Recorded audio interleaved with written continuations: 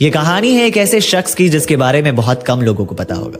एक बार की बात है, रमेश नाम का एक जवान जिसकी पहली पोस्टिंग सिक्किम के लिए हुई थी। वो जिस ट्रेन से जा रहा था उस ट्रेन में सभी आर्मी के जवान थे, लेकिन उसकी बोगी पूरी खाली थी सिवाय उसके। और उसके सामने वाले सीट के नीचे 2 बैग रखे हुए थे जिसके बारे में रमेश को बिल्कुल भी नहीं पता था। देर रात हो चुकी थी और लोग उसकी बोगी की ओर से अगर गुजरते तो सामने वाले सीट पर प्रणाम करते और आगे निकल जाते। रमेश ने सोचा कि इस बारे में सुबह पूछता हूं, और नींद भी उसको काफी आ रही थी तो वो सो गया। बीच रात में जब उसकी नींद खुली तो देखा कि सामने वाले सीट पर आर्मी के ड्रेस में एक शख्स बैठा हुआ रमेश की ओर देखकर मुस्कुरा रहा था। रमेश भी मुस्कुराया और पूछा कि इस सीट पर लोग प्रणाम क्यों कर रहे हैं। तो सामने वाले शख्स ने कोई जवाब नहीं दिया, वो पहले की भांति मुस्कुरा रहा था। रमेश को थोड़ा अजीब लगा और वो वापस से सो गया। और अचानक से जब उसकी आंखें फिर से खुली तो देखा सामने कोई था ही नहीं।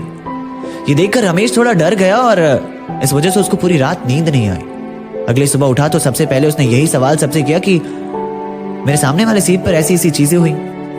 तो लोगों ने बताया कि ये सीट बाबा हरभजन सिंह की है। हरभजन सिंह की पोस्टिंग इंडो चाइना के बॉर्डर पर 1966 में हुई थी और एक ग्लेशियर में फंसकर 2 साल में ही उनकी मौत हो गई। जब 3 दिन तक उनका शरीर नहीं मिला तो लोगों ने उन्हें भगौड़ा साबित कर दिया।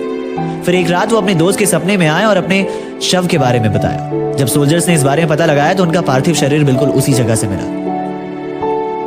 हरभजन सिंह पिछले 40 साल से इंडो चाइना के बॉर्डर पर भारत की रक्षा करते आए हैं। अगर दुश्मन देश में कोई भी प्लानिंग चलती तो इस बात की खबर वो इंडिया को सबसे पहले दे दिया करते। यहाँ तक कि आज भी बाबा हरभजन सिंह की बिस्तर लगाई जाती और हर सुबह उस बिस्तरों पर सिलवटें पाई जाती और उनके जूतों में कीचड़ पाई जाती।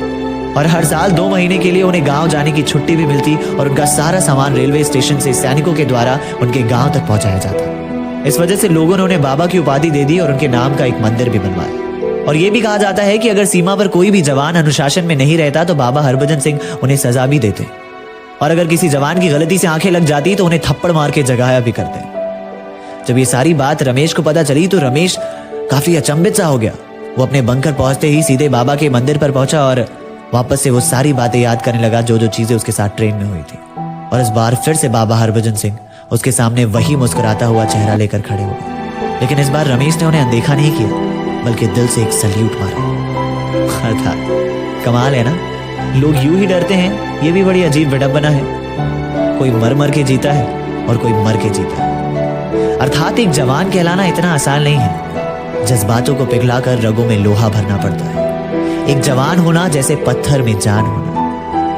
कभी ठंड में ठिठुर कर देखना, कभी तपती धूप में जल कर देखना कैसे होती है हिफाजत मुल्क की, कभी सरहद पर चल कर देखना। We really really really proud on Indian army. Jai Hind.